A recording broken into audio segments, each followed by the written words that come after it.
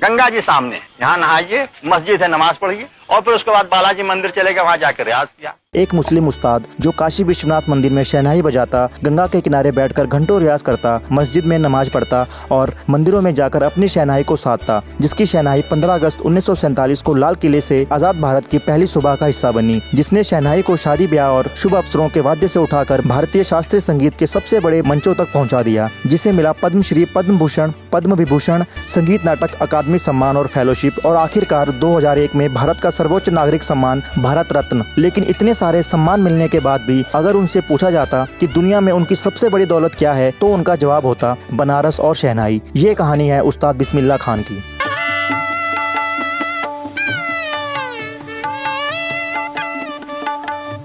21 मार्च 1916 को बिहार के डुमराव गांव में जन्मे बिस्मिल्लाह खान एक संगीत परिवार से थे। बचपन में बनारस आए और अपने मामू तथा गुरु उस्ताद अली बख्श विलायतू से शहनाई सीखना शुरू किया। अली बख्श काशी विश्वनाथ मंदिर से जुड़े शहनाई वादक थे और यहीं से शुरू हुआ बिस्मिल्लाह खान का वो रिश्ता जो फिर कभी बनारस से अलग नहीं हुआ। तमाम दुनिया में हम घूम रहे हैं, ये ऐसा कहीं हमको नहीं दिखाई देता। बालाजी मंदिर में घंटों रियाज, गंगा के किनारे बैठकर सुरों की साधना और काशी विश्वनाथ मंदिर में शहनाई। उनके लिए संगीत किसी एक मजहब की सीमा में बंद नहीं था। वो काशी की हवा में सुर ढूंढते थे और गंगा की लहरों में संगीत। 1937 के कलकत्ता संगीत सम्मेलन ने उन्हें राष्ट्रीय स्तर पर पहचान दिलाई और फिर आया 15 अगस्त 1947, भारत आजाद हुआ। लाल किले से देश को संबोधित करने के बाद बिस्मिल्लाह खान की शहनाई ने राग काफी के सुरों में स्वतंत्र भारत की उस ऐतिहासिक सुबह को यादगार बना दिया।